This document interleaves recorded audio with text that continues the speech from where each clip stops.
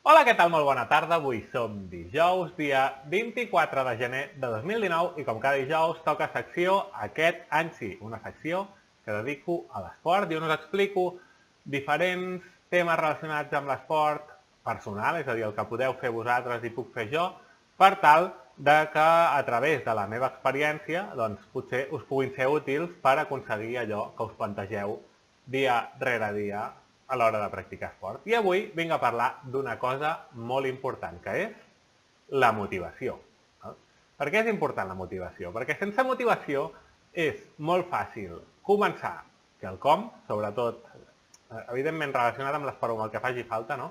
Però en el cas de l'esport és en el que ens centrem, doncs començar quelcom i abandonar-ho davant del més petit impediment.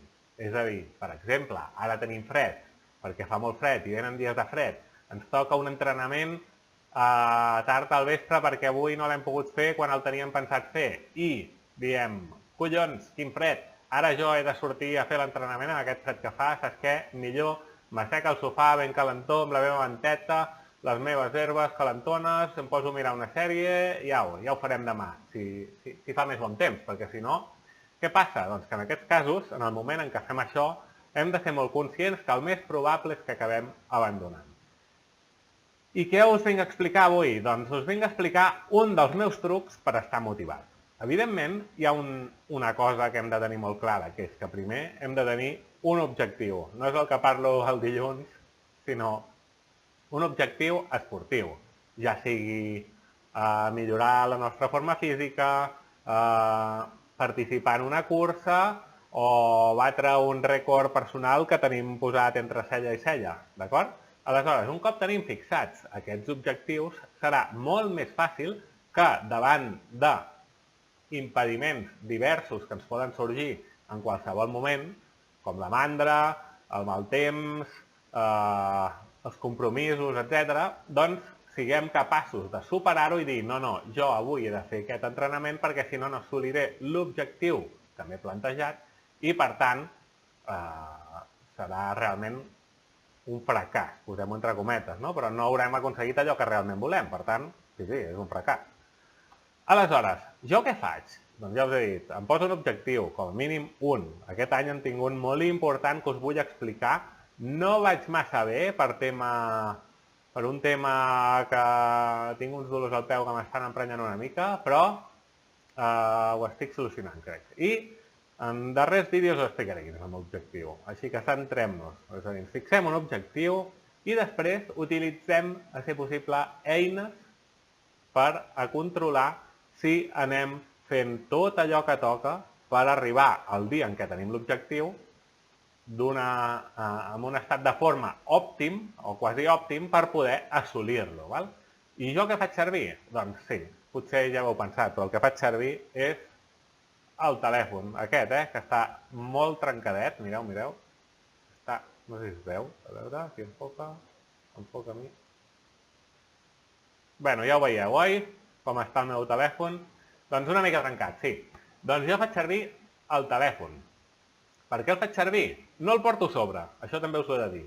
El faig servir perquè dins hi tinc certes apps que em permeten controlar com vaig evolucionant dins de la meva preparació per assolir aquest objectiu. D'apps n'hi ha un fotimer esportives. Jo, per exemple, utilitzo molt Strava.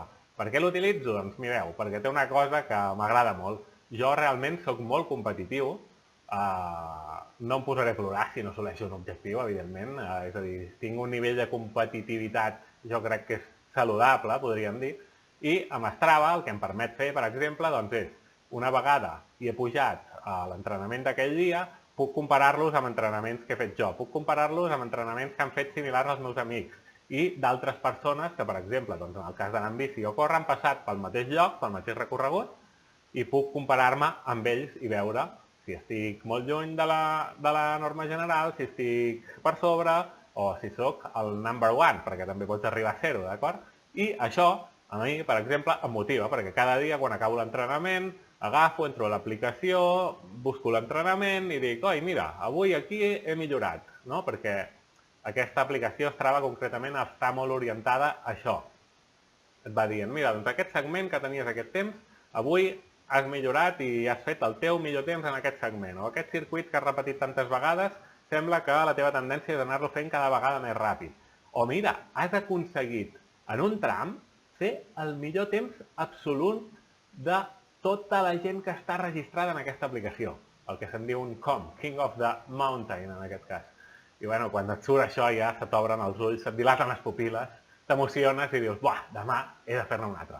Ara, no ens obsessionem amb això dels segments i els coms, perquè sabeu què ens pot passar després? Doncs que agafem, anem a fer un entrenament i per voler fer aquell tram que tenim controlat, on hem de millorar 3 segons per poder fer millor temps i ser els millors, doncs destrossem l'entrenament, perquè resulta que aquell dia havíem de fer un entrenament de base, a ritme tranquil, ritme aeròbic, molt suau, i allà hem fet el gran sprint de la nostra vida i hem destrossat per complet l'entrenament. No, això no ho podem fer. Val? Però sí que a mi doncs, em serveix per estar motivat.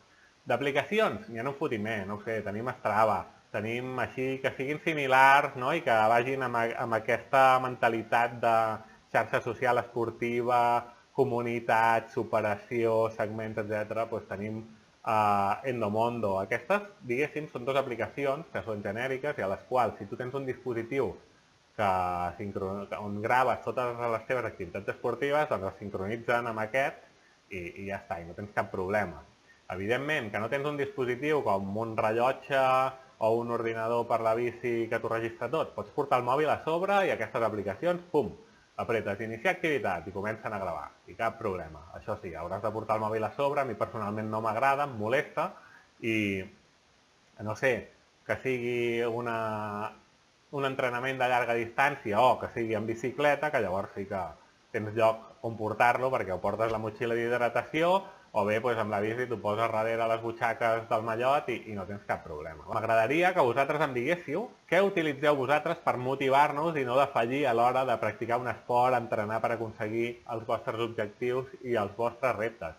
Si utilitzeu alguna d'aquestes aplicacions que jo he comentat, sobretot Strava en el meu cas, busqueu-me com a Roger Baldomà i afegiu-me, seguiu-me, ens podem seguir mútuament i ens podem animar, no? Perquè després també hi ha allò que com a xarxa social esportiva, quan penges l'activitat, la gent que et segueix, ho veu, hi ha una caixeta per posar comentaris, no? Oh, que guapoquets, oh, que bé que ho fas, oh, no? Això que ens agrada tant a tots els narcisistes d'aquest planeta.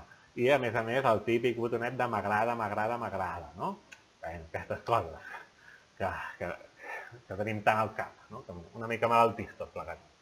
Així que dieu-me què utilitzeu per motivar-vos, si utilitzeu apps, si feu servir altres coses, altres idees que tingueu, perquè a mi al final està clar que potser el que un dia et serveix per motivar-te un dia fracassa. Deixeu-me als comentaris què feu servir per motivar-vos, deixeu-me als comentaris quins temes voleu que tracti aquesta secció d'aquest any sí relacionat amb la pràctica de l'esport a nivell amateur, i recordeu que és important que em dongueu suport apretant el botó de m'agrada, si és que us ha agradat realment, que deixeu comentaris i que compartiu aquest contingut perquè arribi a molta més gent. I ara sí, ens veiem el proper dijous.